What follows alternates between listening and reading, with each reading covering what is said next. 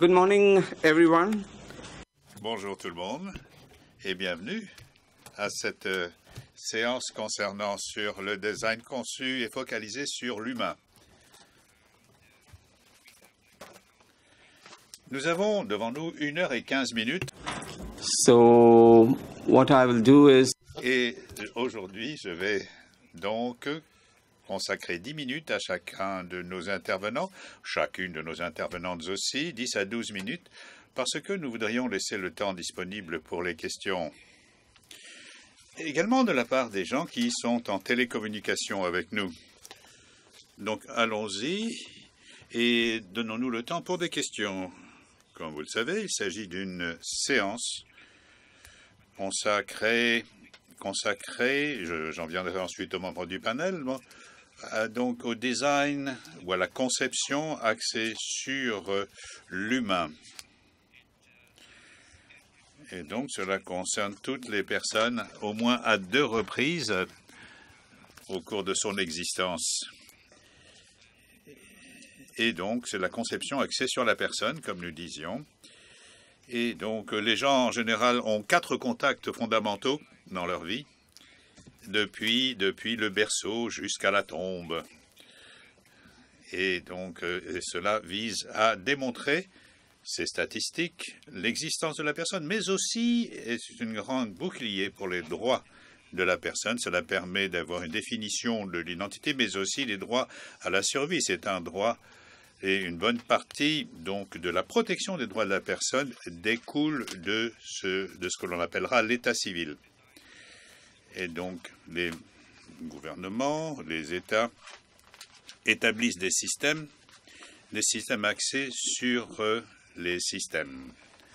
Et la majeure partie des systèmes qui ont été conçus à cet effet sont des systèmes passifs. Les gens ont des connaissances, ensuite ils doivent se rendre à l'état civil, auprès de l'administration.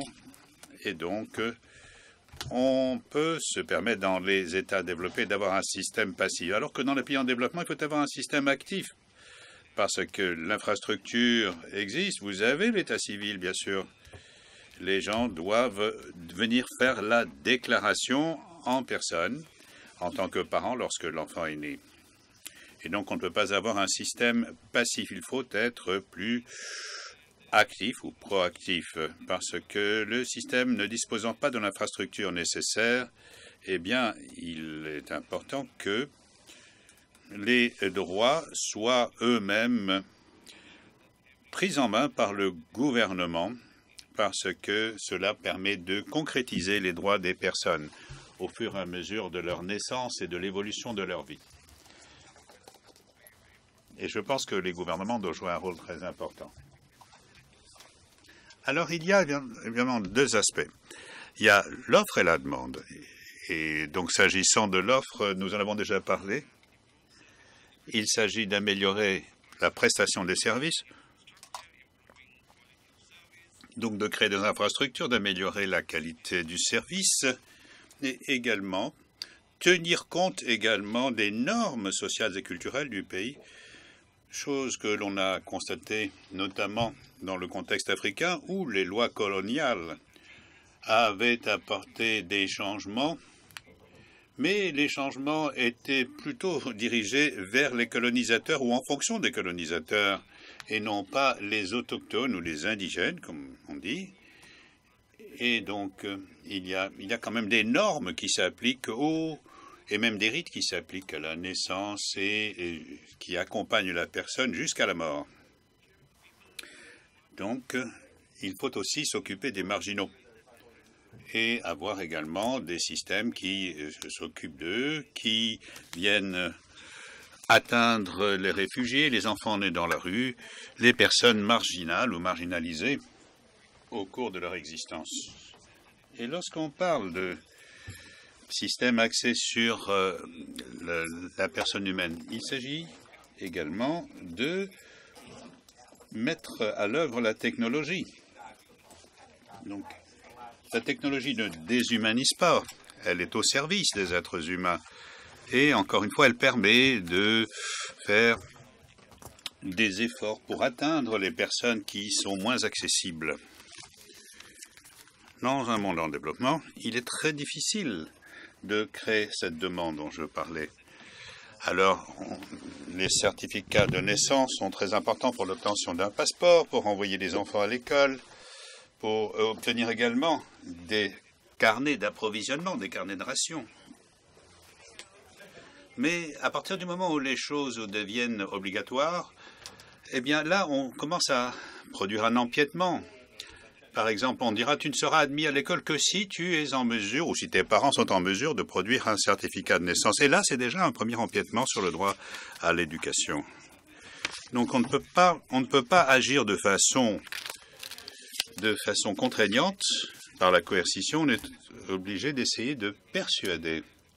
Et cela suscite aussi bien des attentes au sein de l'opinion, au sein du public. Pour ce qui est de la prestation de ces services, il est important également de ne pas créer des conditions qui ne vont pas asphyxier la demande. Parce que si vous asphyxiez la demande, eh bien, c'est ce que vous risquez de faire parce que vous facturez pour l'obtention d'un certificat. Vous créez des infrastructures qui obligent les gens à se déplacer, à parcourir 50 km pour enregistrer le nouvel enfant, faire sa déclaration.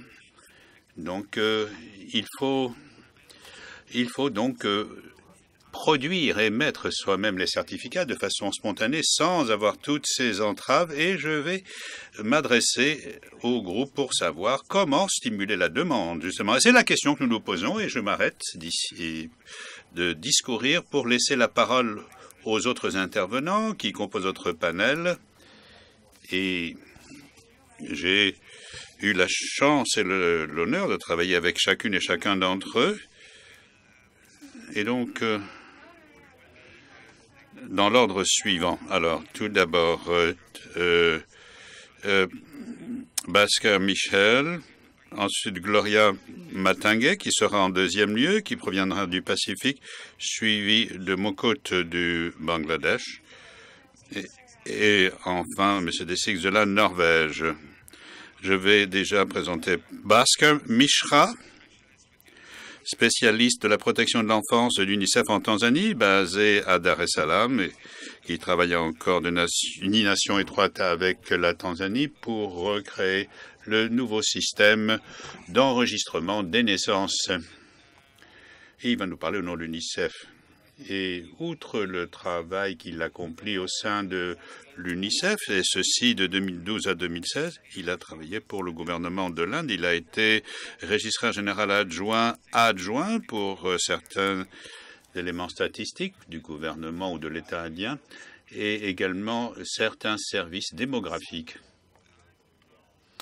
Et peut-être sans plus attendre, aimerais demander à Bhaskar de bien vouloir faire son exposé. Et j'ai maintenant l'heure 11h25 et nous vous donnons une dizaine à une douzaine de minutes. Merci beaucoup. Bonjour à toutes et à tous.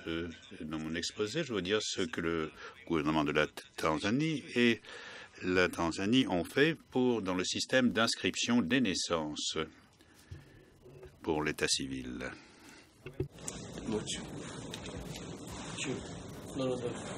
No. Up and down. Is it on? Yeah. Yeah. Sorry, this one.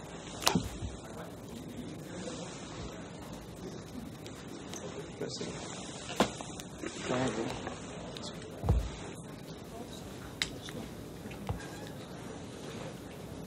Okay. Yeah, sure. Okay. A human-centered design in the concept of civil registration and vital. Bien, nous allons parler des statistiques d'état civil de manière à incorporer la perspective humaine à toutes les étapes de l'enregistrement des personnes. Et donc, il s'agit d'avoir une couverture universelle de cet enregistrement. Regardons quels sont les éléments de ces processus axés sur l'humain. Commençons par la distance. L'importance de la proximité n'a pas besoin d'être soulignée parce que la présence physique permet non seulement de faciliter les choses, mais complique les choses. Cela dépend de la nature du terrain, de la nature des localités, des implantations humaines. et également les populations qui sont parfois difficiles à joindre.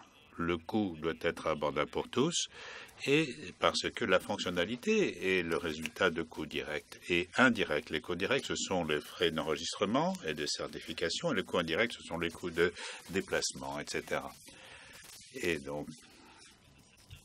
Et la notification nécessite qu'il y a donc la possibilité d'identifier un événement et cela peut être fait dans le cadre du système. La notification doit être simple et ne doit pas être confondue avec l'enregistrement. L'enregistrement est fonction de tous les détails qui sont signés par le registraire et par le déclarant. Et donc, tout le monde, l'enregistrement et la certification sont conçus comme deux éléments qui vont la main dans la main, qui évoluent de façon parallèle. Et donc, il est bon d'avoir une législation qui tienne compte des réalités. And the law should reflect the CR business process. It should not be otherwise. Et donc, ce sont ces différents éléments qui sont à la base de trois éléments. Tout d'abord, créer une conscience de l'importance de l'enregistrement, une conscience également des modalités d'enregistrement et troisièmement, la conscience de l'utilité des certificats. L'interopérabilité avec les autres systèmes permet l'intégration de trois systèmes importants, le système de santé pour les nouveau-nés et les nouveau-nés des enfants de 1 à 4 ans et également pour les enfants de 5 à 17 et les adolescents de 17 ans et puis le système à partir de 18 ans.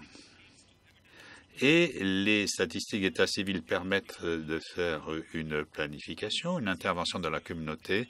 Et le CIV, comme vous le savez, est la seule source qui est le seul qui permet de faire un enregistrement en temps réel. Parlons un peu du système antennin et la façon tanzanien et la façon dont il s'est adressé. Alors, cela va de 800 à 1400 km. Le terrain est difficile, montagneux. Et la Tanzanie est l'un des systèmes les plus chers. Et donc, en général, la période de déclaration est de 90 jours. Et donc, de 90 jours à 10 ans, et ensuite un autre prix pour après 10 ans. Le processus d'enregistrement nécessite 2 visites. En général, une visite nécessite une pleine journée. Donc, entre le coût direct et indirect, eh bien, ça devient assez cher. Et la déclaration est difficile pour un grand nombre de parents. Et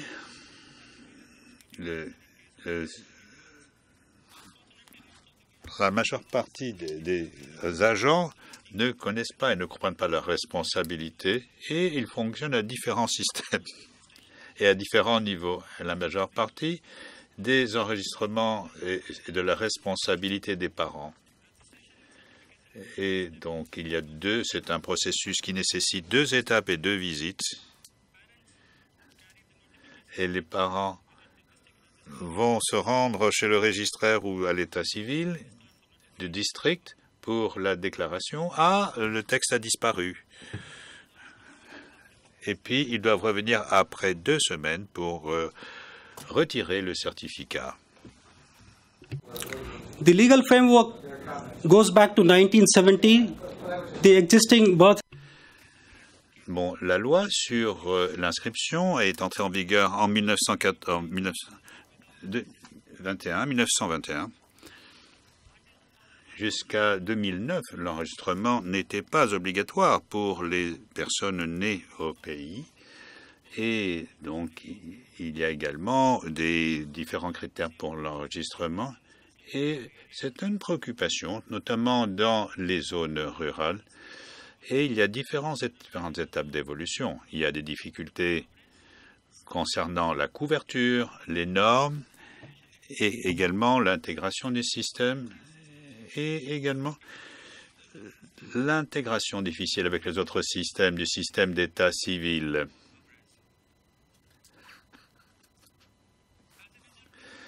Et donc, les personnes de 4 à 50 ont un certificat, d'autres n'ont qu'une notification. Il y a plus de 75% des gens qui sont à l'extérieur du système. Il y a également des différences en fonction du lieu de résidence.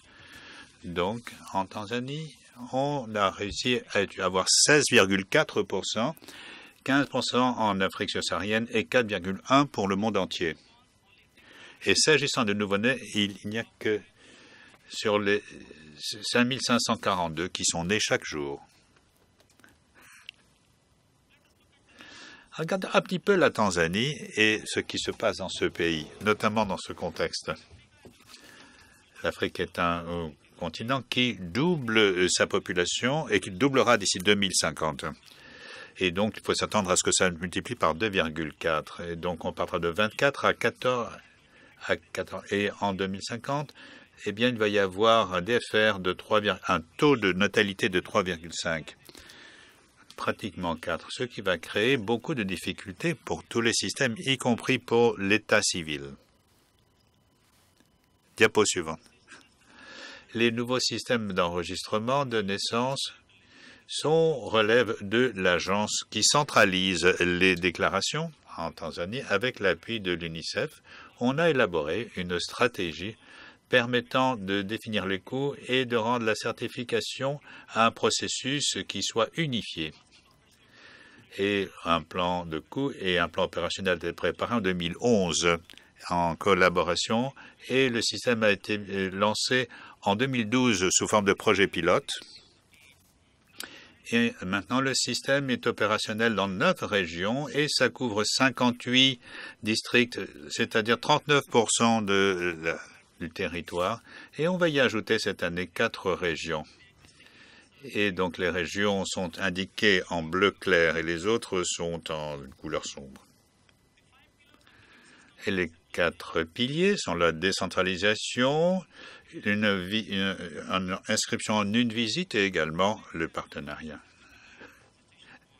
Et un certain nombre d'agents ont été désignés pour les enregistrements, notamment pour les enfants de moins de 5 ans.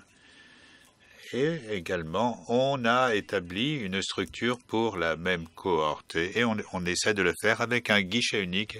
Et immédiatement après l'inscription, le certificat est émis et puis transmis au siège social. Et puis il y a ensuite un examen en ligne. Et l'an dernier, on a essayé de faire une comparaison entre le contenu vis-à-vis des données qui avaient été enregistrées ou qui avaient été inscrites dans les ordinateurs.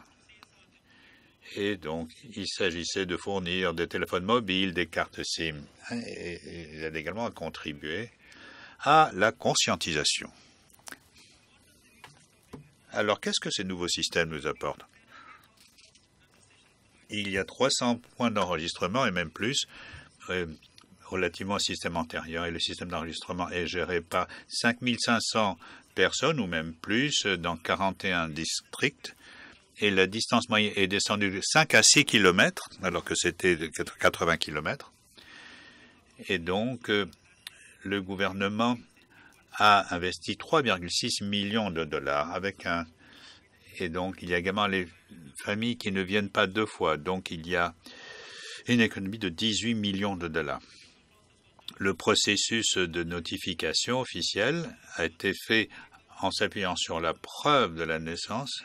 Et il s'agit d'identifier la naissance. Et en Tanzanie, plus de 98% des mères ont des cartes ces cartes de naissance et des cartes de maternité. Et donc, il y a également un système tripartite de gestion de nouveaux processus, le ministère des Affaires juridiques, le ministère de la Santé et le ministère responsable de l'administration locale. Et donc, les enseignements de nouveaux systèmes ont permis d'avoir également un travail d'examen juridique. Il vous reste 3 minutes. It uses a mix of modern and traditional methods. Et donc, il faut déclarer. Et donc, nous, on essaie de procéder à l'intégration avec le système de santé Et également, les enregistrements, les inscriptions sont importants pour le nouveau système et écosystème de Tanzanie.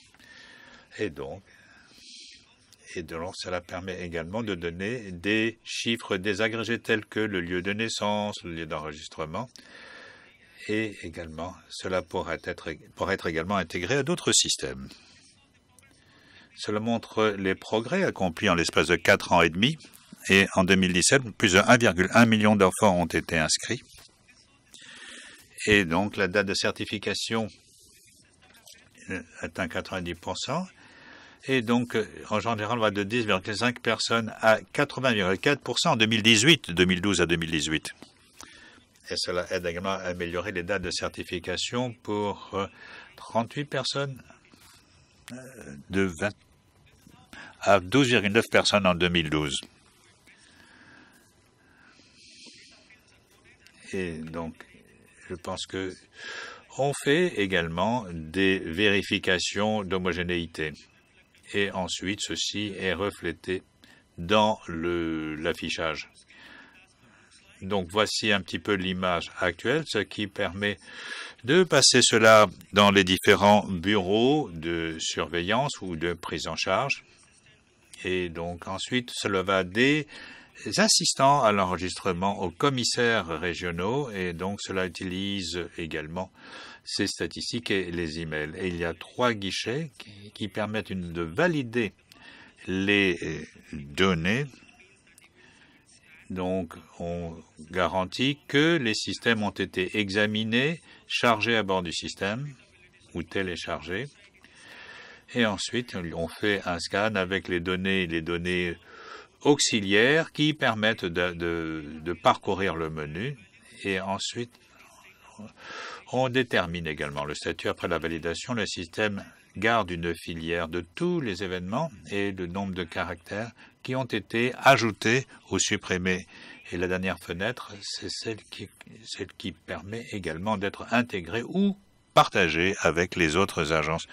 Avant de conclure, je voudrais parler de ces 5 piliers. D'abord, remercier les partenaires, les associations des femmes du Canada et le gouvernement de la Tanzanie et Kigo qui nous a appuyés, ainsi que les téléphones mobiles et les différents services. Et je termine en remerciant également les personnes qui ont fait partie de cette initiative. Et je voudrais également souhaiter bonne chance à ce petit garçon et leur identité pour l'avenir. Merci beaucoup. Merci beaucoup. Bien. Je pense que le système est effectivement élaboré en fonction de l'humain. Et on voit comment la technologie nous permet d'avoir une conception basée sur l'humain. Et j'ai été frappé dans votre exposé le fait que vous avez énuméré les différents catalyseurs de la conception axée sur l'humain. Et je me souviens qu'en Tanzanie, il y avait quand même une ligne d'attente importante, notamment devant le bureau de l'état civil pour l'obtention de certificats qui étaient de longs documents. Et puis il y avait le long certificat, le certificat court. Et je me souviens des files d'attente et je pense que maintenant le résultat obtenu est tout à fait impressionnant. Des progrès considérables ont été réalisés. Merci beaucoup. Et maintenant, je vais donner la parole à Gloria. Et donc, il va nous parler des statistiques sociales. Et elle travaille pour la communauté pacifique. Et elle a des qualifications dans le domaine de la démographie, de la santé publique. Elle offre également une assistance technique au gouvernement du Pacifique et également pour une analyse des données statistiques et des systèmes d'information. Elle est également la coordonnatrice en chef du groupe d'accord de l'accord de Brisbane. Elle a travaillé avec moi à l'UNHCR et elle a donné une assistance technique au gouvernement africain dans ces systèmes et elle est coordonnatrice pour la rédaction de lignes directrices. Donc, sans plus attendre, je donne la parole à Gloria et qui va faire un exposé de 12 minutes, s'il vous plaît, Gloria. Merci beaucoup.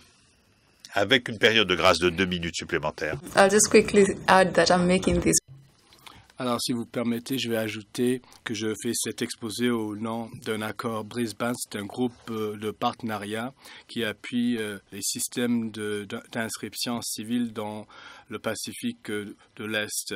En ce qui concerne la conception axée sur l'humain, il s'agit de systèmes, en fait, qui sont conçus en fonction des lieux auxquels les êtres humains habitent.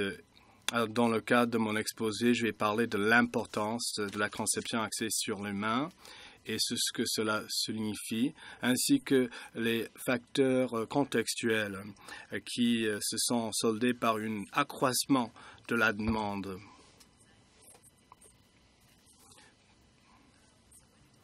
Eh bien, quant à la conception axée sur l'humain, il s'agit de concevoir les systèmes en fonction des besoins des clients.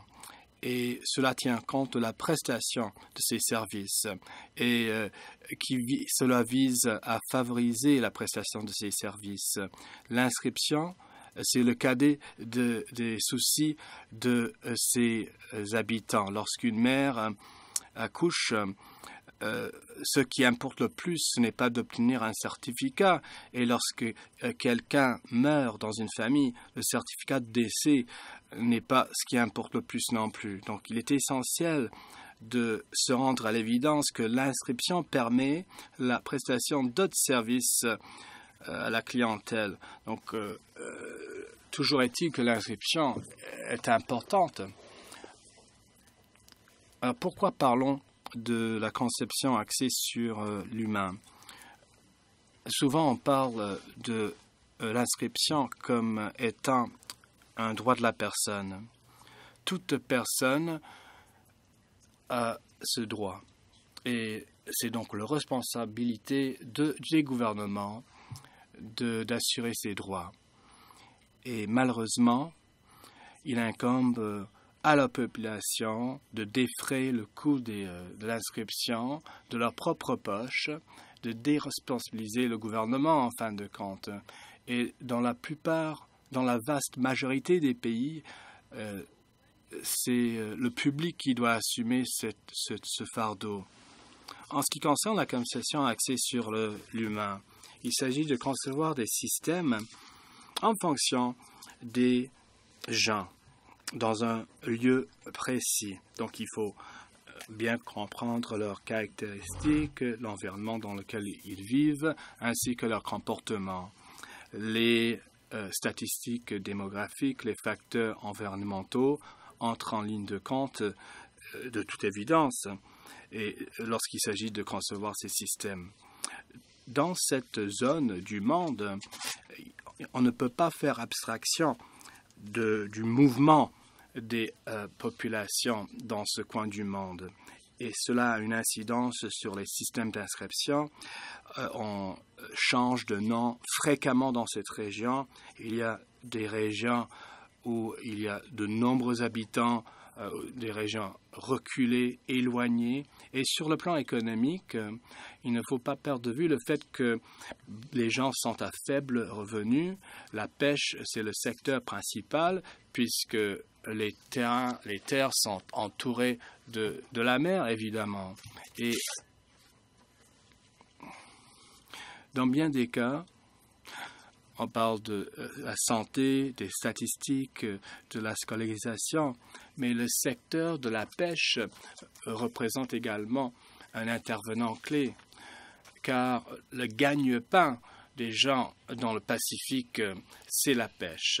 Et on ne peut pas faire abstraction, ne pas tenir compte plutôt des catastrophes naturelles, des inondations, de la montée des mers. Alors voici la région dans laquelle je travaille pour le compte de 24 îles du Pacifique, dont certaines sont si minuscules qu'on ne les voit même pas sur la carte. Toutes ces îles sont entourées de l'océan. Il s'agit d'un regroupement d'îles. Et les prochains diapos vont en témoigner. Il y a un pays comme le Fidji qui est constitué d'une île principale, mais aussi un certain nombre d'îles voisinantes qui font partie de Tahiti.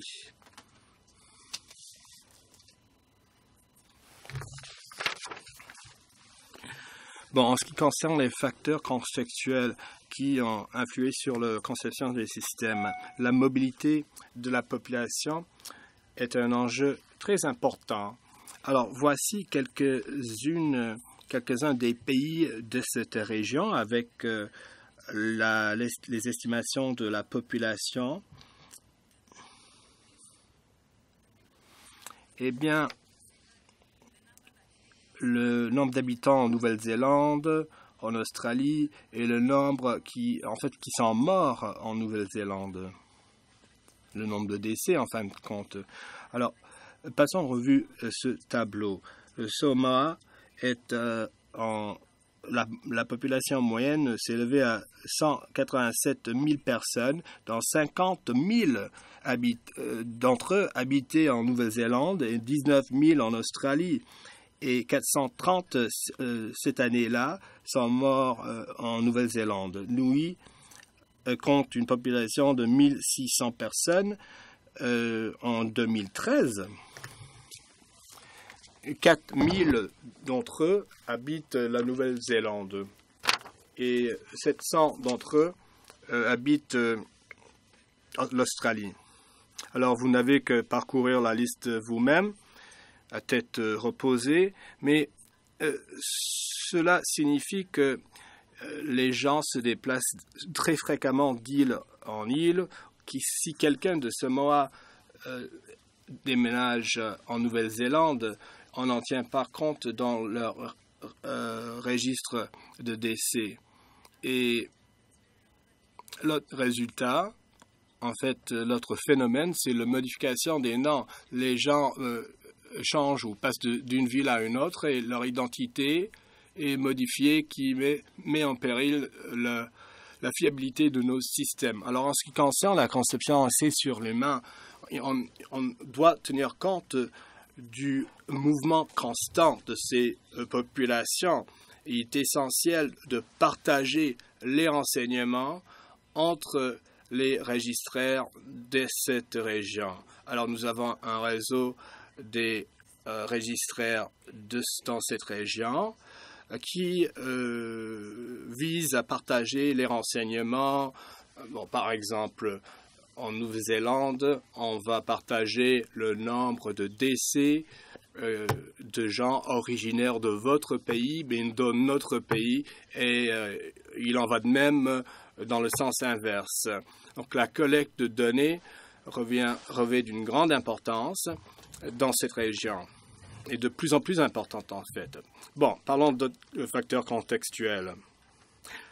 La plupart de ces pays représentent un regroupement d'îles, et il y a des populations très peu élevées, éparpillées. Alors, le Fidji, il y a 106 îles pour une population de seulement 8000 personnes. Samoa, il y a 367 îles où il y a des habitants. Alors, comment mettre sur pied un système d'enregistrement dans chacune de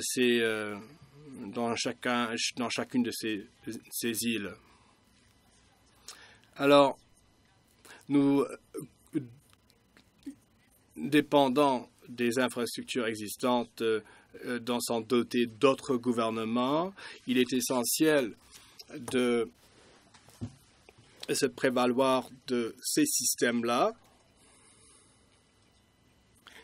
Et il y a de plus en plus de gens, d'habitants de ces îles qui sont scolarisés, et les écoles sont l'endroit de prédilection, enfin privilégié plutôt pour ces inscriptions. Donc les gens vont venir aux écoles, aux lycées, aux écoles secondaires pour se faire inscrire. Les parents vont remplir le formulaire à l'école. Ces documents sont envoyés au bureau du registraire et un certificat de naissance est émis. Et il y a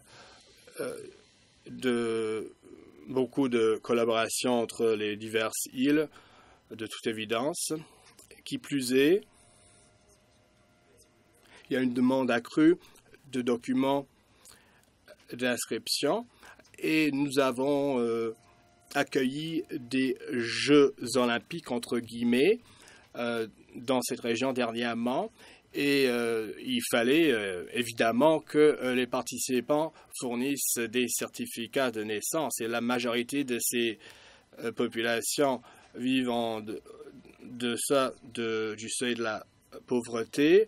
Il ne faut pas pénaliser les gens qui ne sont pas enregistrés, mais plutôt encourager et favoriser le processus d'inscription.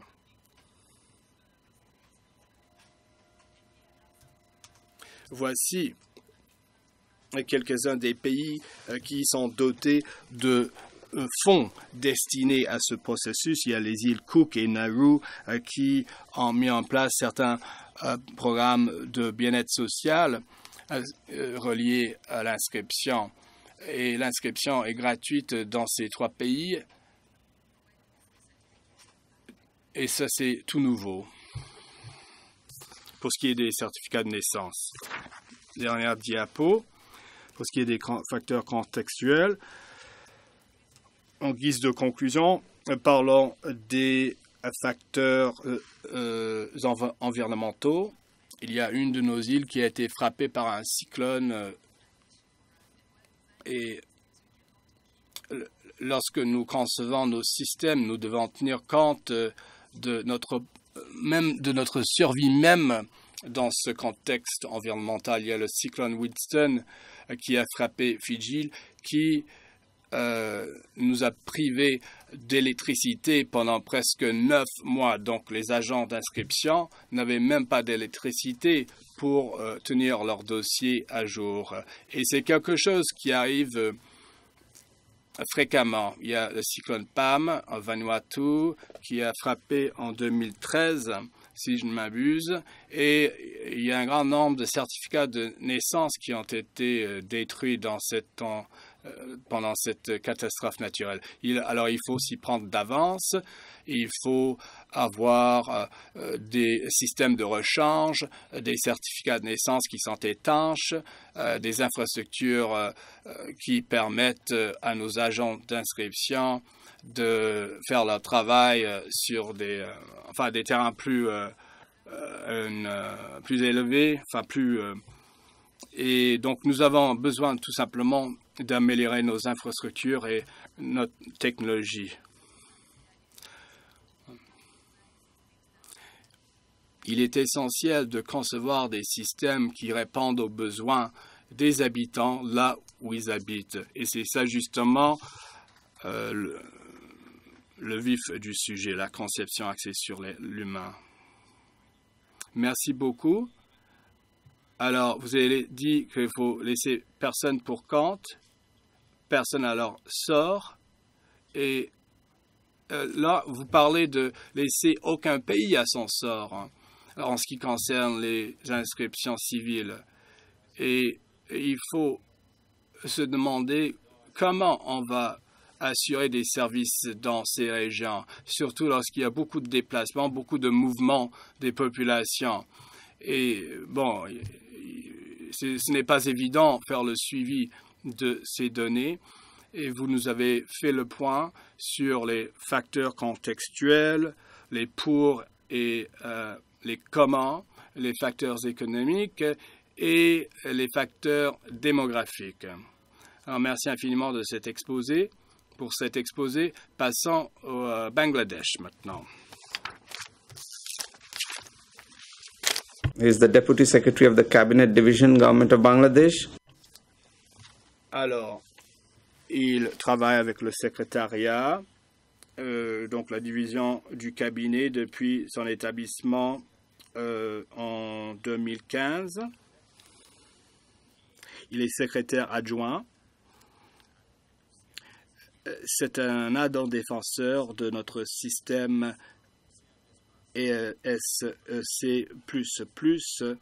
à Bangladesh et il est directeur de projet pour des projets techniques fondés par Bloomberg dans le cadre de leur projet d'inscription de données statistiques. Et j'ai visité son collègue, enfin pas plus tard que le mois dernier, et j'ai eu l'occasion de visiter ou de prendre connaissance de ce modèle. Il a prononcé des discours comme conférencier clé à plusieurs reprises. Il a une maîtrise en administration d'affaires ainsi que d'autres types de compétences. Alors, bonjour monsieur et merci de votre présence. Bangladesh, il y a 1 million d'habitants. C'est la ville qui a une population la plus dense du monde. Et certaines de nos villes sont peuplées de façon très dense aussi.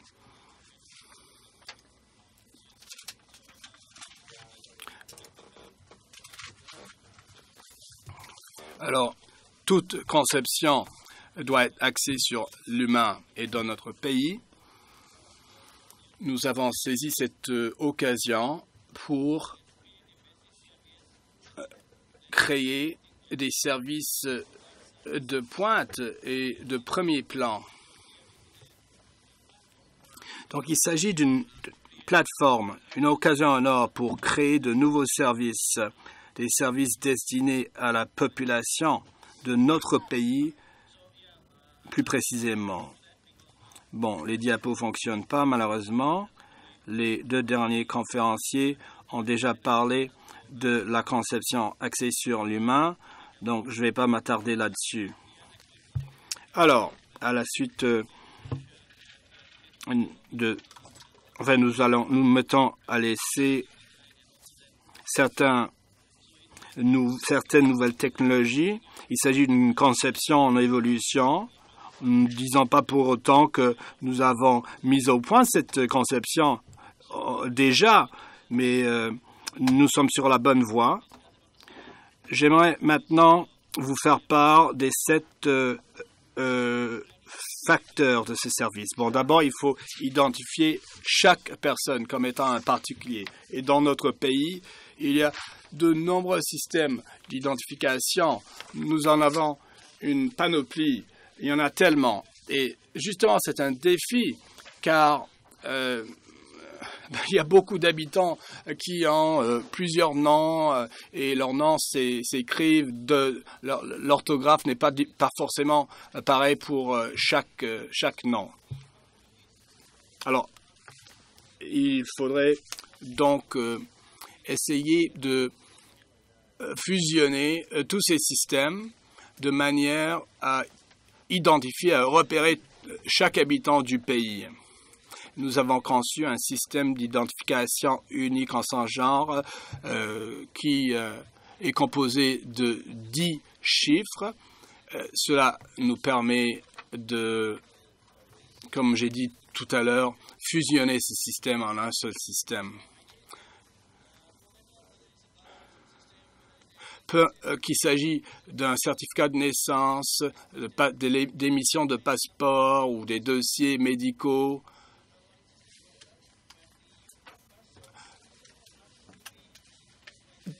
Dorénavant, chaque habitant aura son propre chiffre d'identification, comme un code barre de 10 chiffres.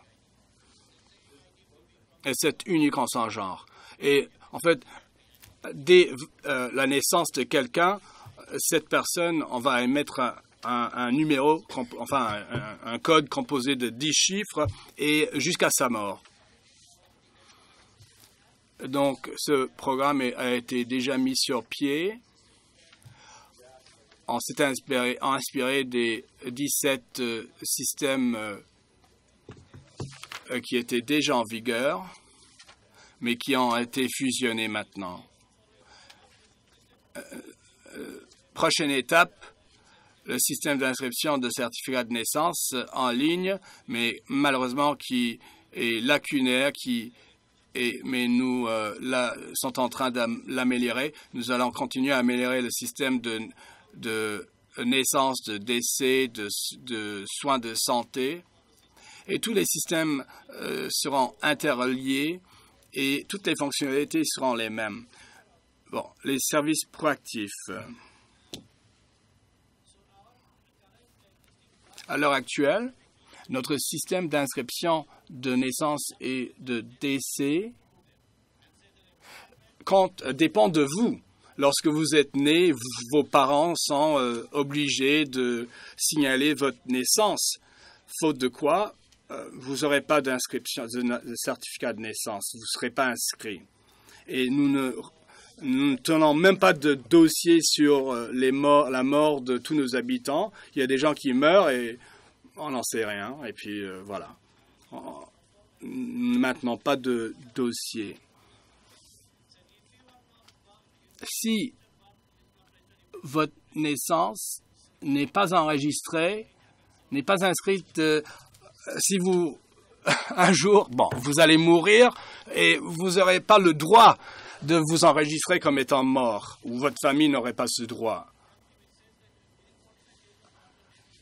Dans les 4-5 jours à la suite de la naissance de quelqu'un, il faut inscrire la naissance.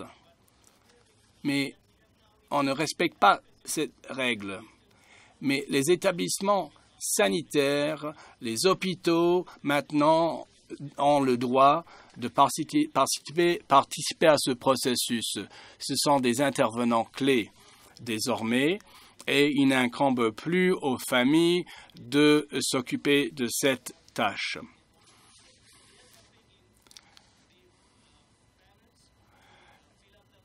Ils aident les parents à remplir les formulaires et à inscrire leur nouveau-né. Alors, les parents n'ont plus besoin de se présenter au centre d'inscription. Donc, nous avons réalisé beaucoup de progrès. Mais on a quand même beaucoup de pain sur la planche. En 2016, en fait, nous avons même fait des progrès depuis 2016. Nous n'avons pas ce système d'inscription des morts, comme j'ai dit tout à l'heure. Par contre, nous avons un système où nous tenons des dossiers sur les causes de certains décès. Nous devons faire preuve de proactivité. Et il faudrait améliorer nos systèmes logiciels de base de données.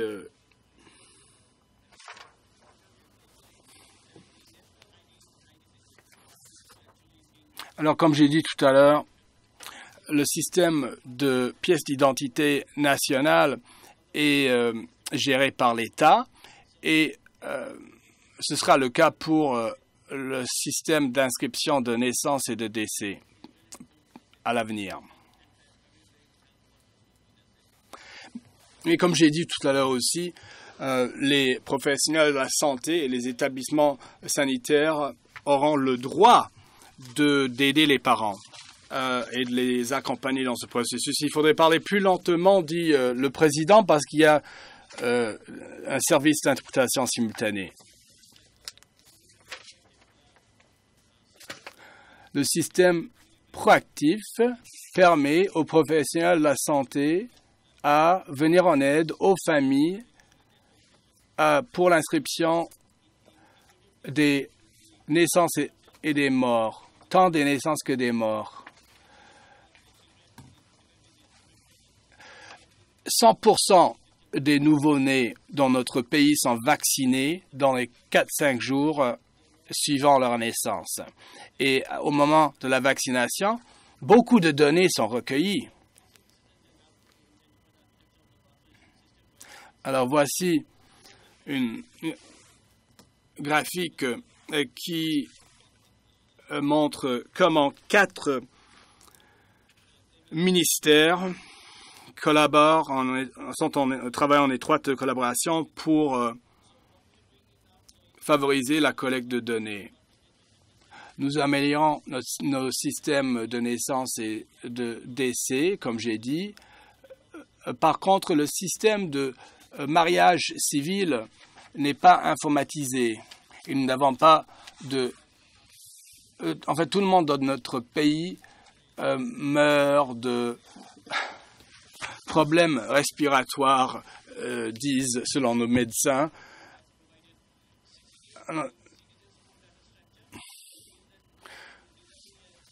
Quiconque conçoit ce genre de base de données doit se conformer aux paramètres préétablis pour permettre une cohérence, une uniformité pour ce qui est de ces systèmes.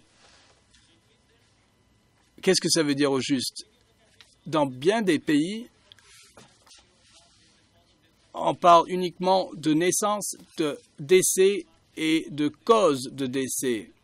Mais nous nous intéressons aux causes des décès ainsi que d'autres facteurs. Et nous avons rajouté des données portant sur l'immigration aussi. Donc, il s'agit maintenant de 6 services. Et ce système nous permettra d'améliorer la prestation de services par l'État.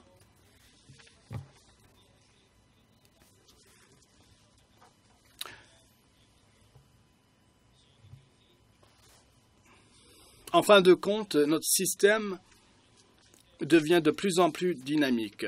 C'est un système d'identification, de tenue de dossiers médicaux, de naissance, de décès, d'immigration. Alors, il y a 6 volets. Et tous les immigrants, désormais, seront intégrés et leurs données se seront versées dans ces systèmes fusionnés. Alors, voici la plateforme de prestation de services intégrés.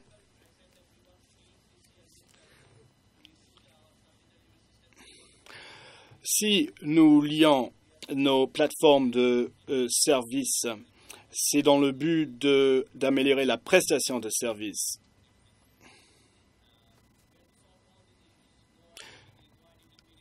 C'est en quelque sorte une tentative de régler plusieurs problèmes à la fois. Dans certains pays, les certificats de naissance sont émis seulement à l'âge de 5 ans, curieusement. Alors, tous ces gens en bas âge sont invisibles, entre guillemets. Et c'est un problème auquel il faudrait remédier.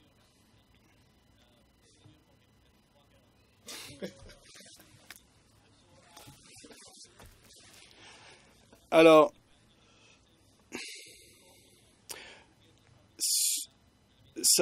le coût est assez onéreux.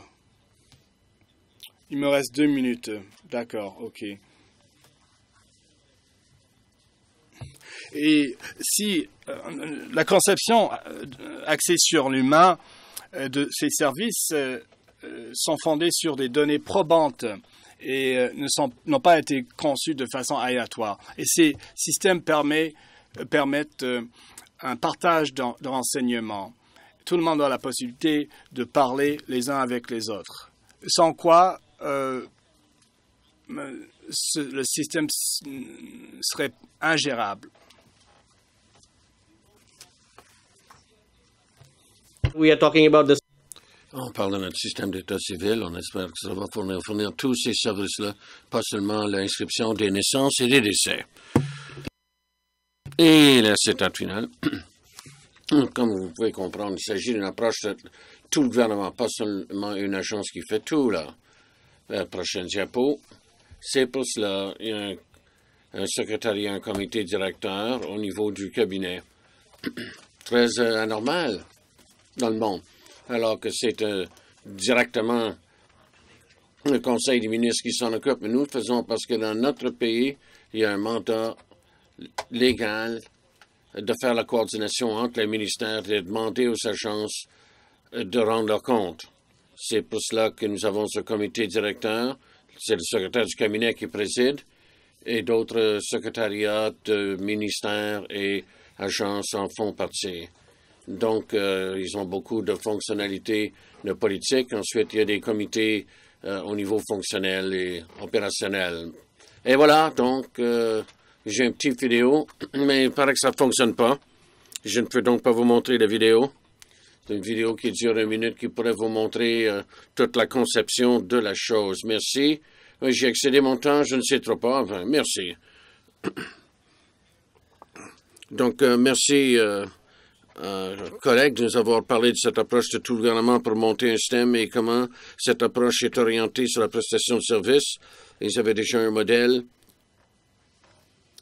Fondamentalement, comme nous le savons, quand il faut aller vers les gens pour les faire s'inscrire, ça ne veut pas dire qu'il faut ouvrir des centres d'inscription partout, là.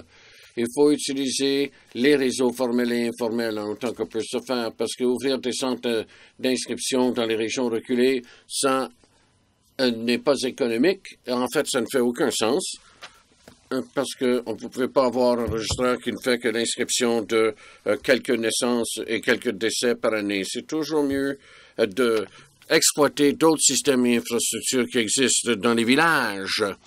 Le problème de l'enregistrement et de l'infrastructure, c'est que, par exemple, si vous avez un ministère de la Justice, le dernier point d'enregistrement à ce niveau-là, c'est le bureau du ministère de la Justice et ça ne descend pas plus bas au niveau des provinces et des districts. Conséquemment, c'est toujours bon de faire appel aux autres réseaux naturels qui existent, les réseaux communautaires, des réseaux informels, comme les chefs communautaires et autres, pour essayer d'avoir le plus d'informations possible au niveau des collectivités. Bon, maintenant, nous passons à un système quelque peu plus sophistiqué qui vient de la Norvège. Notre collègue va essayer de trouver des solutions auxquelles notre collègue ici à ma gauche songe ou rêve même. Alors, vous voulez présenter Vibeke Østerich-Nielsen. Elle est de la division de la coopération pour le développement statistique Norvège, où elle a travaillé pendant 11 ans, dont 8 à la division pour la coopération pour le développement, dont la tâche principale est de coordonner les statistiques entre les agences statistiques du pays et de l'étranger. Le travail dans lequel Vibeke a été impliqué a été dans plusieurs pays du monde. Elle a également travaillé et travaille à différents sujets techniques, y compris l'inscription civile et l'état civil. Elle a écrit des lignes directrices sur comment développer ces systèmes, qui va être un document utile pour de nombreux pays pour produire des statistiques nationales à partir de l'état civil et a contribué au module d'apprentissage électronique sur les enregistrements de l'état civil. À vous, Vibeke, merci beaucoup. Alors, on a eu une discussion sur ce que je vais te présenter. On s'est dit que moi, je pouvais raconter l'histoire de mon propre parcours. Est-ce que ça fonctionne ou est-ce que j'ai besoin d'aide? Oui, ça fonctionne. La personne là-bas va changer les diapos pour vous. Bon.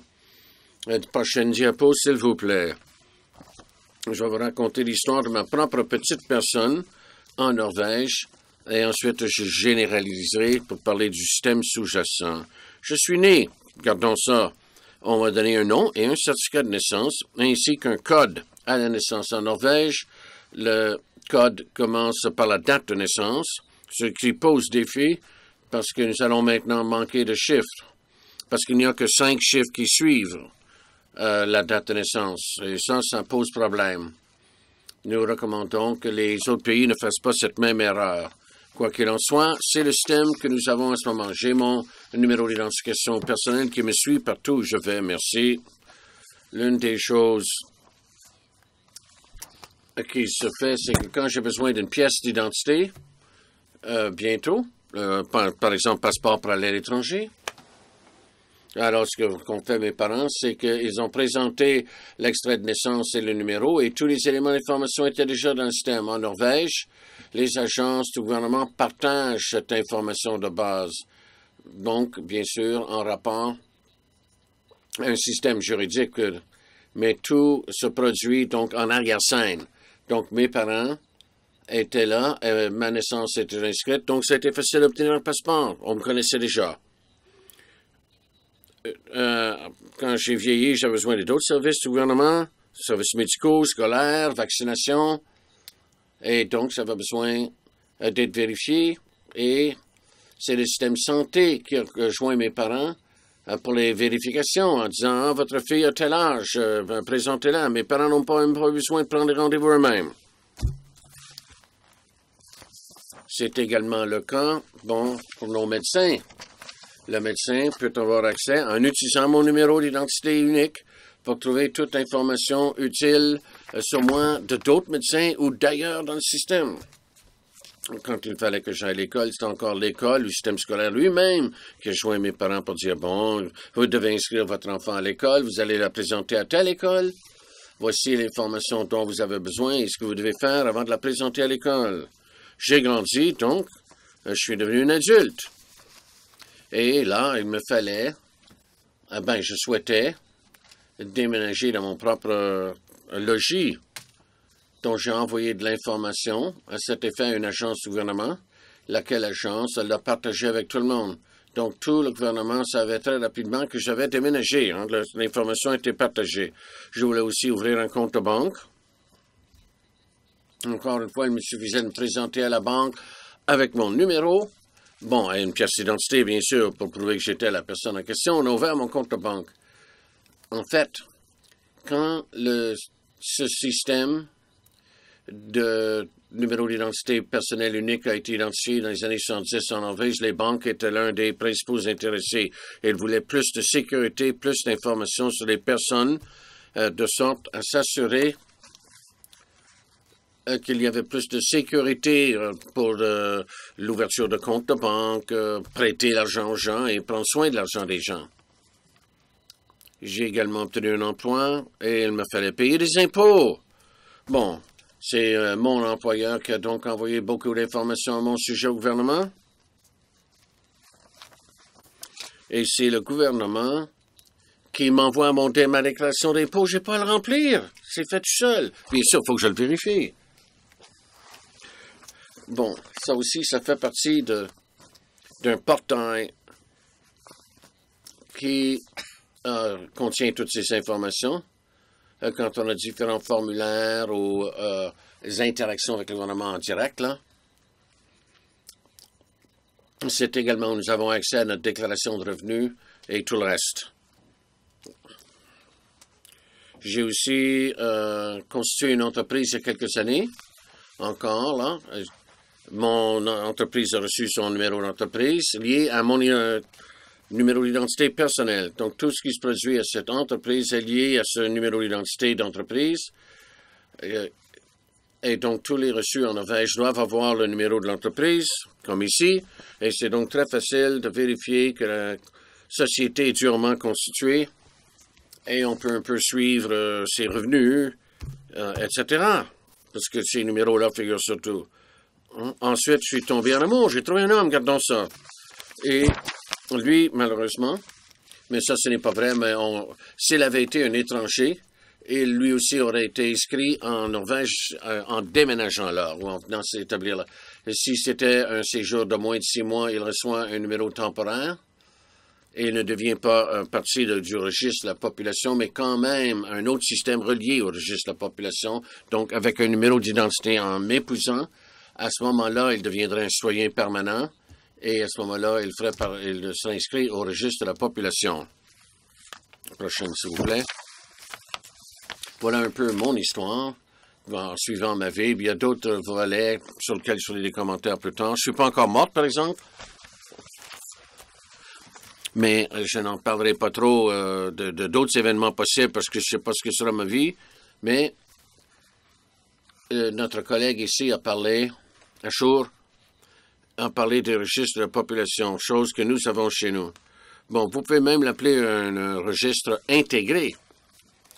Il y a tous les événements de la vie civile liés dans un seul système et un seul numéro. Naissance, mortalité, adoption, mariage, mais aussi les adresses. Nous avons les adresses en plus. Il faut s'inscrire. Il faut inscrire nos déménagements. De la sorte, nous pouvons avoir un survol de la migration intérieure au pays, la migration interne, ainsi que l'immigration, ce qui peut être utile. Si on veut créer des statistiques, ça nous donne un survol de la population totale du pays.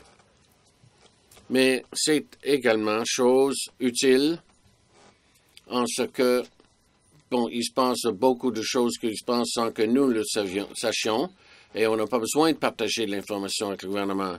C'est parce qu'il y a un lien entre l'adresse, qui constitue également aux yeux du gouvernement un identificateur unique, parce que nous avons un code pour tout logement dans le pays. Ce n'est pas seulement un code de logement ou une adresse, mais chaque appartement a son code unique. Donc, ça peut être inscrit au registre de santé, au registre d'entreprise. L'adresse, donc, est une adresse d'identification mixte pour ce qu'on appelle les 3 registres fondamentaux en Norvège. Il y a toujours une information entre ces 3 registres, ainsi qu'avec d'autres registres ailleurs au gouvernement. A lot of information is exchanged with. Alors, beaucoup d'informations donc est échangées sans que nous le sachions même. L'autre volet, c'est qu'au sein du registre de la population, bon, moi je suis ici, mais je suis aussi relié à mes parents. Quand je suis entré dans le système en Norvège, je peux aussi trouver, moi je peux aller dans le système et trouver le numéro d'identité de mes 2 parents, ainsi que celui de mon époux et recueillir de l'information au sujet. Si j'avais des enfants, je pourrais obtenir un lien avec leur numéro aussi. C'est un seul et unique système, donc ce qui améliore de beaucoup le survol qu'on a.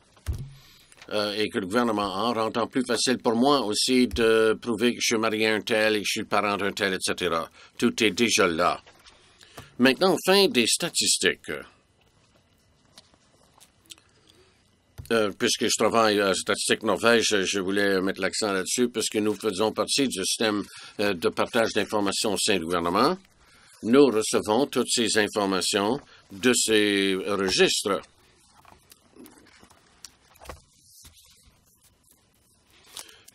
Du registre de logement et du registre d'entreprise. Les 3 registres fondamentaux, comme je vous l'ai dit, ainsi que d'autres registres. Sur cette base, nous pouvons produire des statistiques très détaillées. Encore une fois, nous mettons l'accent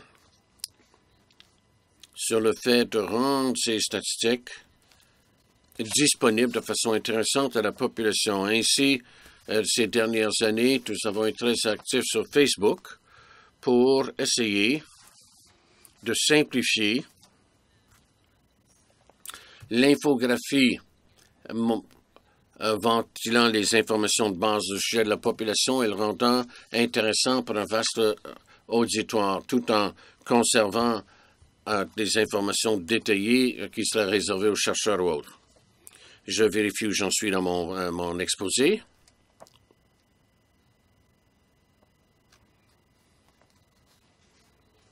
Nous ne pouvons avoir cette information détaillée parce que nous avons accès à l'information. Pour nous, c'est beaucoup plus facile de produire les statistiques parce que nous obtenons l'information facilement.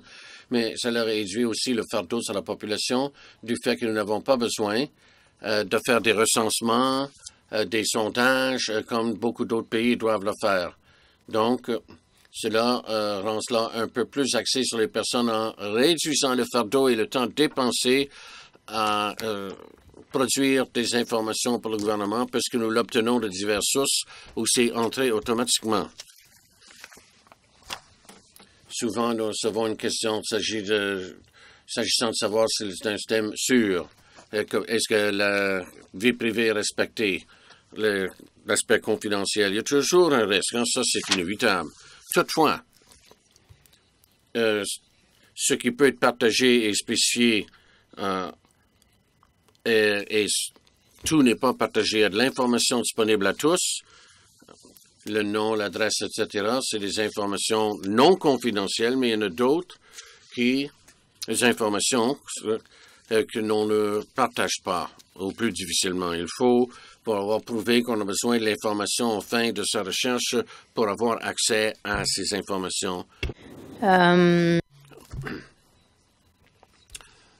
y a également une autorité de protection des données très forte qui nous suit de très près.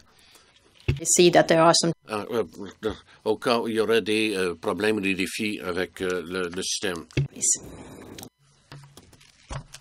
Donc, pour résumer, les éléments clés, d'après ce que je vois, c'est ce numéro d'identité unique, s'assurant ainsi qu'on peut partager l'information facilement entre ministères et agences du gouvernement, rendant ainsi plus simple, les choses plus simples de la population. Pas besoin de s'inscrire à multiples endroits, pas besoin de répondre à multiples sondages. Alors, c'est l'intégration et les liens entre les registres et la gestion de l'identité. Ça, c'est un système. Et c'est également le partage de l'information. Je vous ai parlé de ces registres fondamentaux. Mais il y a aussi l'aspect de donner accès aux gens qui en ont besoin. L'information de la police, par exemple, ou les établissements de santé et autres, les établissements scolaires et autres. Voilà. Bon, donc, les données sont entrées une seule fois, mais utilisées multiples fois. Alors, que faisons-nous avec tout le temps que nous avons? Eh bien, on va skier et on remporte des médailles olympiques. Merci beaucoup. So,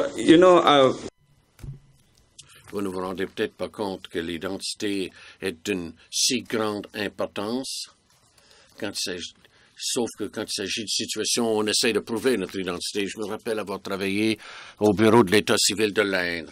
Et au moins une fois, moi, j'ai reçu une lettre d'une personne qui avait été déclarée mort par son fils.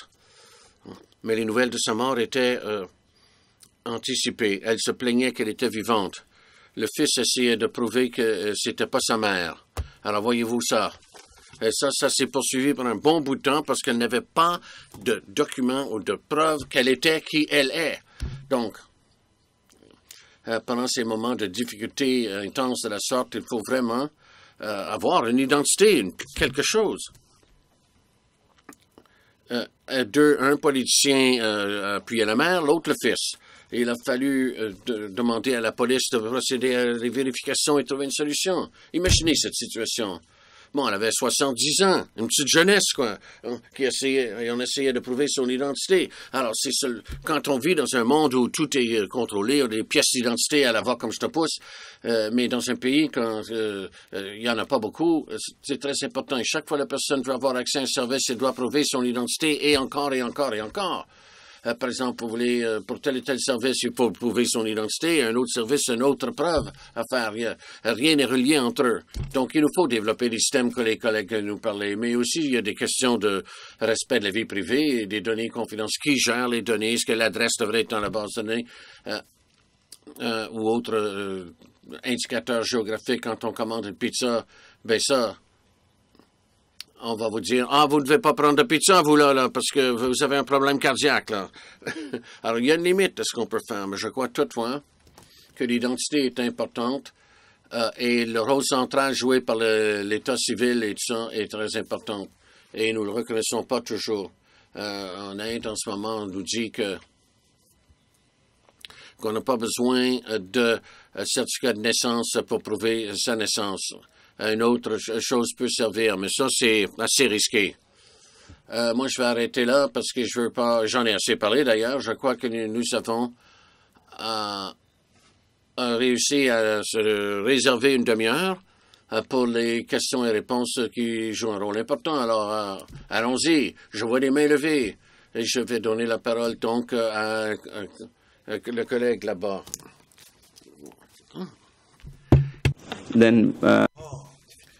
Bon, vous, ensuite Elena, Philippe, et vous là-bas. Ed, voilà, c'est Ed. Alors, Annika, c'est bien d'être proche de la présidence pour être... Je m'appelle Annika Schneider.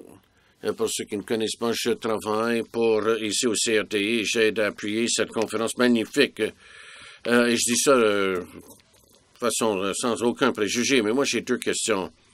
Mais tout d'abord, pour ceux d'entre nous qui connaissons ces systèmes d'inscription à l'État civil. C'est magnifique de voir les progrès qui se font. Par exemple, les exemples que vous avez présentés, les avancées qui se font. Donc, ce que j'ai bien aimé ici, c'est pas seulement le fait que la conception est axée sur les humains, mais on fait des essais, on vérifie certaines informations, tous les éléments que vous avez apportés, des réflexions sur la montée de l'eau dans l'océan Pacifique. Through this for the conference. Alors, parce que nous... bon, je voulais vérifier quelques concepts qui ont été mentionnés rapidement. Au Bangladesh, monsieur, vous avez parlé d'un processus itératif. Il ne s'agit pas d'un seul processus d'amélioration. C'est adaptatif, ça change, on vérifie constamment, on essaye de trouver une solution. Alors, à quel point est-ce que ce volet est-il important pour les améliorations continues des systèmes d'État civil? Et en rapport avec ça, il y a l'exemple avec la Norvège. Votre système longitudinal, on va dire. Un système longitudinal qui recueille de l'information des gens dans l'ensemble de leur vie sur diverses interventions avec l'État. Jusqu'à quel point cette information longitudinale est utilisée pour améliorer constamment le système aussi. Bon, je vais prendre 3 questions et ensuite je vais demander aux membres du panel d'y répondre. Alors vous, collègues, présentez-vous, je vous prie. Inaudible, micro s'il vous plaît. Je m'appelle Jacqueline Barber, avocate à Harvard en droit de la personne. Alors, ça a été fascinant, ce panel. Merci beaucoup. J'en ai appris beaucoup. J'ai des tonnes de questions, mais je n'en poserai que 2. Premièrement, il y a toujours, comme vous savez, une compromission entre la transparence, l'efficience, d'avoir le gouvernement qui nous joint plutôt que nous d'aller vers eux pour les services. Et ça, en regard du danger d'une transparence excessive, car le gouvernement est source d'autorité et peut, avec un autoritarisme croissant que l'on voit dans certains pays qui demeurent anonymes, je vous demandais si cela pose préoccupation. Mais même dans le contexte de la Norvège, j'ai des gens qui ont des dossiers judiciaires. Par exemple, une société ou les sociétés privées, comment est-ce qu'elles interfèrent avec le système où c'est très difficile sans doute de faire quoi que ce soit, à moins qu'on ait un numéro qui nous rend exposés. Alors, et en rapport avec ça, et un peu selon mon expérience, qui est beaucoup en Inde d'ailleurs, c'est bien d'avoir un identificateur unique qui devient, chose qui devient de plus en plus nécessaire et conséquemment, c'est une façon d'intégrer divers systèmes. Ça devient de plus en plus, mais il faut également avoir un système aussi fiable et pour avoir accès à l'information. Même au Canada, ici, l'Internet n'est pas toujours disponible à tous. Alors, imaginez l'Inde ou le Bangladesh dans le fond du delta. On ne peut pas compter sur un système qui livrerait l'information dont on a besoin au moment où on en a besoin. Donc, plus on centralise, plus on numérise l'information ou sa cueillette, plus on met à risque les populations vulnérables. Je me demande donc si ces systèmes technologiques extrêmement efficaces ne créeront pas de nouvelles façons d'exclure, en fait, des segments de la population, et plutôt que de rendre les avantages plus facilement accessibles, les rendront moins accessibles pour ces populations vulnérables-là. Bonjour. Je suis spécialiste du programme avec le Centre d'excellence ici à Ottawa. J'aimerais vous remercier. Bon, vous avez donné un survol des défis et des progrès qu'on peut faire. J'espère que l'avenir réalisera bientôt. J'ai plus un commentaire qu'une question, et peut-être une petite question. Après le collègue, c'est pour la collègue de la Tanzanie, mais pour tout le monde aussi, je suis un peu mal à l'aise avec cette sensibilisation. Parce que ça ne nous aide pas à savoir si on apprend quelque chose de la santé publique. Je pense au programme d'éradication. C'est seulement quand on a des changements sociaux et comportementaux qu'on peut faire de quoi. Ma question, donc, ou mon commentaire, c'est ceci. comment passer de la simple sensibilisation au changement comportemental, partenariat avec les collectivités pour augmenter l'intérêt dans l'inscription. Bon, on parle de 28%. Ça, c'est assez bas, ça. Alors, quels sont les leviers que l'on vous disposez au sein des collectivités?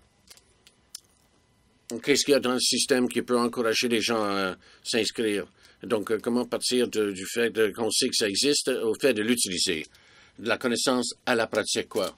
Alors, on en a 3 questions, on va y aller avec ça. Merci.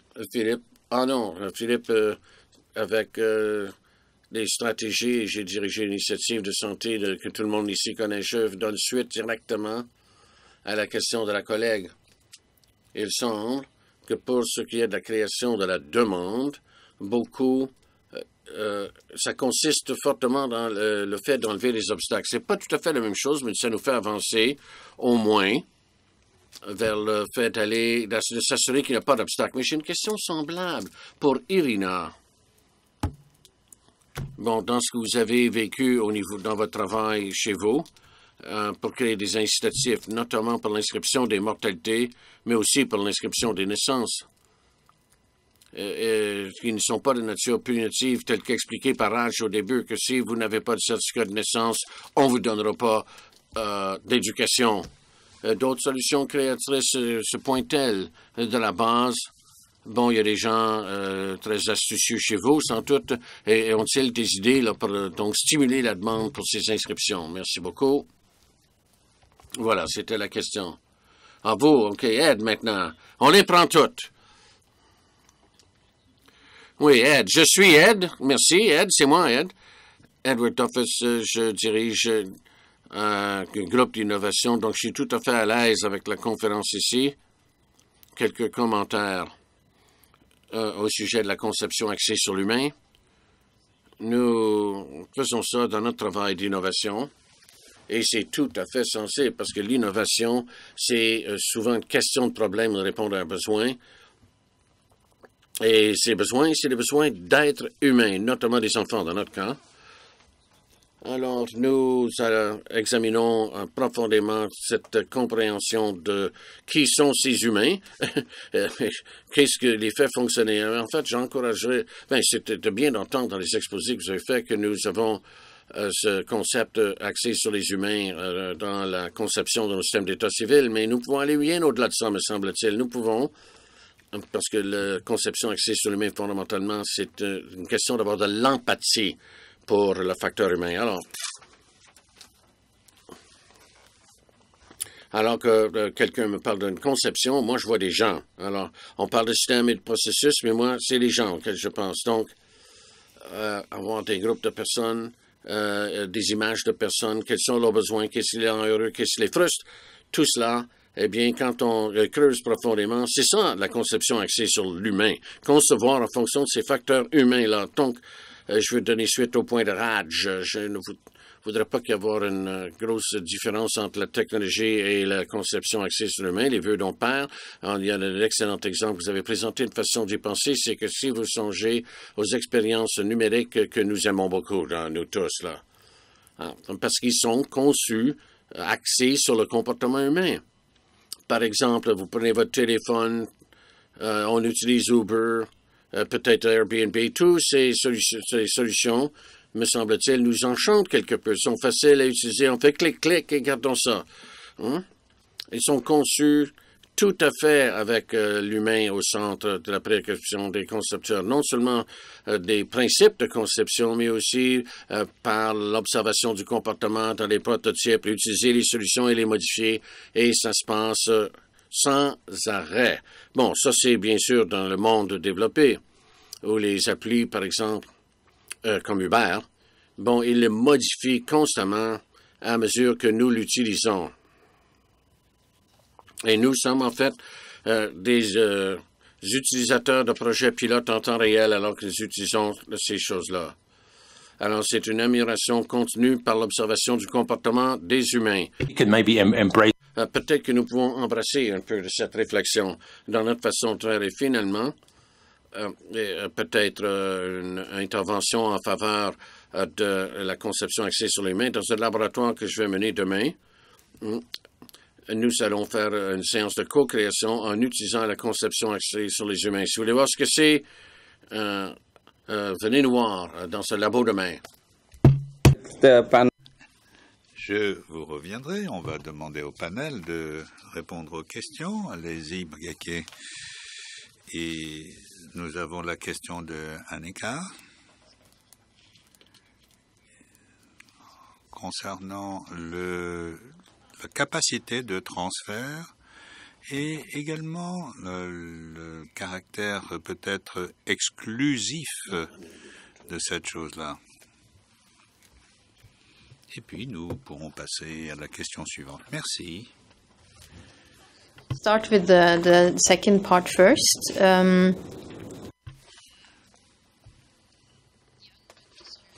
Alors, il y a les personnes non inscrites. C'est une difficulté, en effet, mais c'est aussi quelque chose sur lesquels nous travaillons. Par exemple, il y a des centres particuliers avec des systèmes spécifiques, notamment pour réduire le nombre de personnes non inscrites. En Norvège, nous avons de la chance, parce que même si une personne n'est pas inscrite, nous avons une façon de faire un suivi sur les gens. Notamment pour les personnes qui arrivent au pays. Dès que les personnes arrivent au pays, on leur assigne un nom, un numéro d'identité. Et donc, ils ont le numéro d'assurance sociale ou le numéro d'identité. Alors, s'agissant maintenant de la transparence, ça peut représenter un risque, mais jusqu'à présent, nous en sommes relativement bien tirés parce que il y a quand même des déclarations, il y a un débat. Donc ce n'est pas quelque chose qui... Dès que quelque chose ne marche pas, il y a un débat public. Et donc la chose est signalée. Alors j'aimerais vous demander de clarifier votre question. Non, il ne s'agit pas simplement d'enregistrer les naissances et les décès ou, par exemple, les immunisations. Il y a également d'autres ensembles de données. Et ces données sont utilisées pour améliorer le système.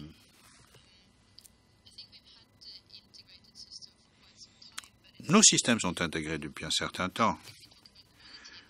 Alors, s'agissant de la qualité des données, eh bien, au cours de la dernière année, notamment à Statistique Norvège, eh bien, nous essayons de veiller sur la qualité des différents systèmes, établir des liens entre ces différents systèmes, de manière à avoir une homogénéité. Lorsque nous avons des difficultés, nous le signalons. Pas au niveau individuel, parce que ce n'est pas où de le faire pour des raisons de confidentialité. Mais nous pouvons signaler qu'il y a par exemple un domaine, une sphère d'activité dans laquelle il y a manque d'homogénéité ou manque de communication. Par ailleurs, on peut utiliser les différents formulaires, lesquels donnent lieu à des échanges d'informations et à un examen également des difficultés que l'on a d'un formulaire à l'autre. Il existe également des groupes de travail dont le but est d'améliorer le système et de l'intégrer et de le baser davantage sur l'automatisation. Est-ce que j'ai répondu à votre question? Oui. Je crois qu'il y a vous aviez une question. Je pense que la question de la connexion Internet, eh bien, je pense que le système risque d'avoir une tendance à être exclusif que inclusif. Et alors, si le système est de cet ordre-là, eh bien, s'il est exclusif, comment est-ce que l'on résout la question? À mesure que le système devient plus sophistiqué, il faut veiller à ce danger. C'est un risque qu'il faut garder à l'esprit, que les systèmes ne soient pas assez inclusifs. En effet, le risque existe et c'est une chose que nous devons prendre en compte avec beaucoup de prudence, de manière à déterminer la technologie que nous utilisons. Et pour l'instant, nous essayons de modifier la culture. Nous essayons de modifier cette culture et à cette fin, nous leur demandons d'apporter un certain nombre de restrictions et d'essais. Ça, c'est pour les fournisseurs de services. Lorsqu'on étudie les statistiques, on voit que le Bangladesh a l'une des pénétrations les plus importantes des téléphones mobiles dans la population. Donc, les gens sont capables d'adopter ce genre de technologie et de l'utiliser. Nous ne disons pas que maintenant, nous en sommes arrivés à l'étape ultime. Et nous mettons à l'essai un grand nombre de conceptions, de processus, de manière à trouver des solutions. Mais avec l'évolution du temps, tout va changer. Nous ne le savons pas encore, mais nous essayons de trouver une solution optimale.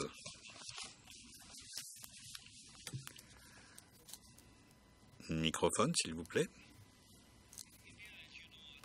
Comme vous le savez, en Inde, nous avons le lien avec le système de distribution publique. En 2017, il y avait 32 centres parce que les familles qui ne pouvaient pas avoir de lien ne pouvaient pas recevoir les services. Il existe un grand risque et vous allez, par exemple, au centre de l'Inde ou au nord de l'Inde, la connectivité n'est pas encore réalisée.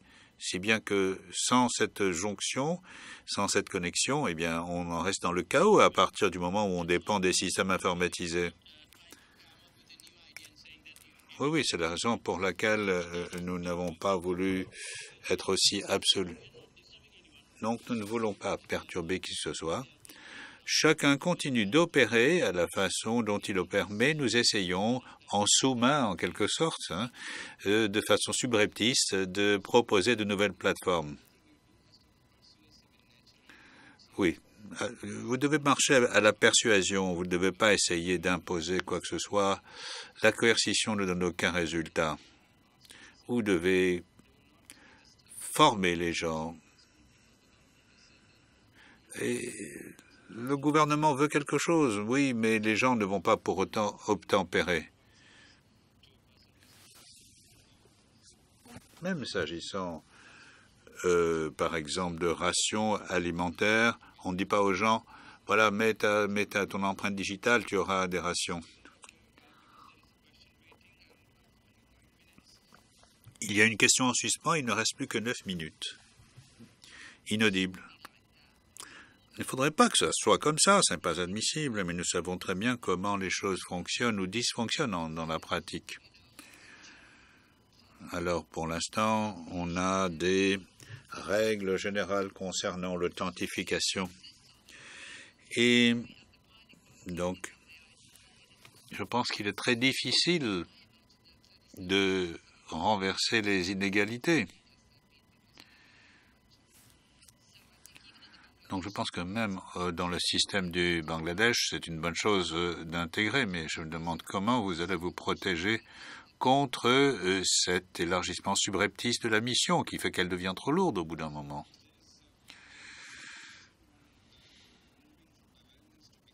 Là, on dit maintenant passer de la prise de conscience au changement de comportement pour Oscar et la création d'incitatifs.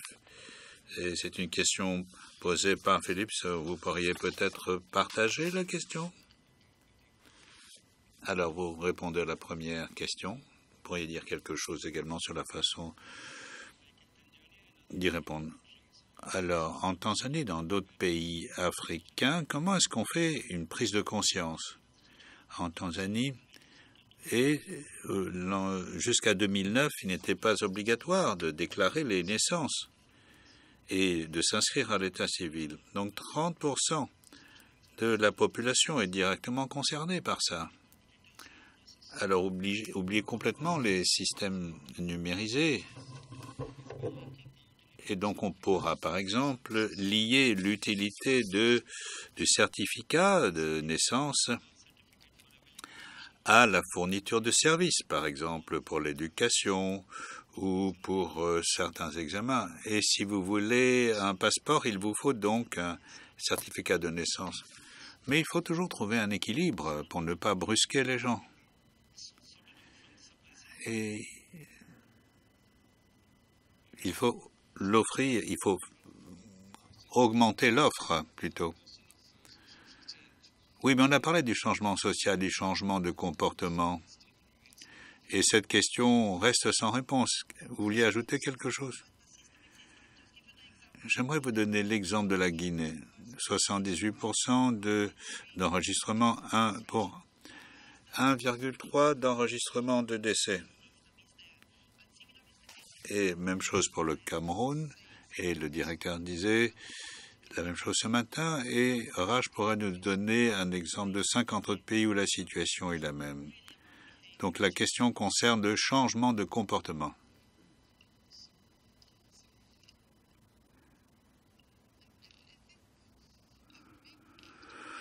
Je crois que le problème tient en grande partie à l'enracinement de l'inscription à l'état civil en tant que service, c'est-à-dire comprendre ce que les gens veulent vraiment, ce qu'ils cherchent à obtenir, notamment à travers les services d'inscription à l'état civil au moment de la naissance et puis de la déclaration de décès.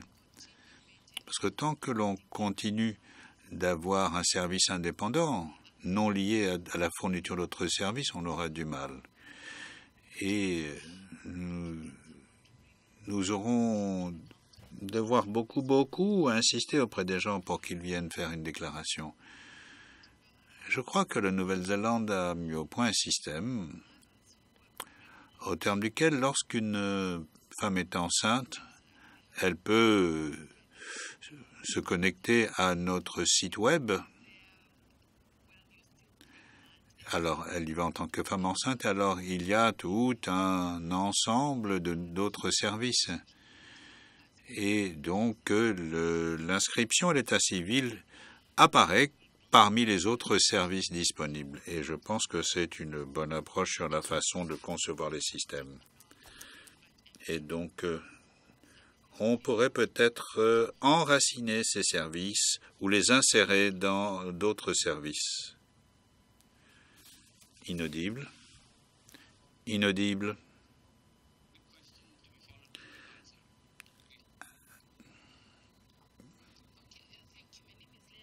Je m'appelle Léa Mouet, je viens du CRDI et un petit suivi sur l'une des questions soulevées concernant l'exclusion et la meilleure visibilité vis-à-vis de l'ESSEC. Et j'aimerais revenir à une observation qui a été faite, selon laquelle une partie de ces exigences sont des exigences de l'État ou du gouvernement et pas des particuliers. J'aimerais parler de mon expérience en tant qu'usager.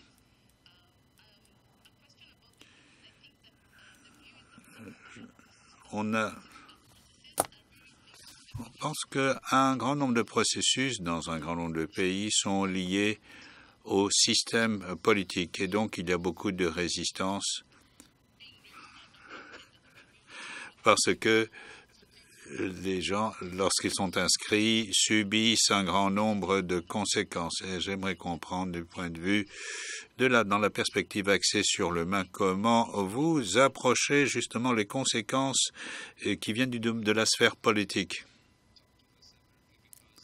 Je pense que vous allez devoir en parler séparément. On m'a dit qu'il ne reste plus que 2 minutes, qu'il ne reste plus qu'1 minute et demie. Alors je voudrais simplement qu'on pourrait en parler en dehors de la salle. Donc merci à tout le monde Je pense que nous avons eu des exposés et des points de vue provenant de tous les azimuts, de l'Europe, de l'Afrique, de l'Asie, qui portaient sur les aspects fondamentaux de cette conception axée sur l'humain. Et merci, nous allons applaudir nos intervenants.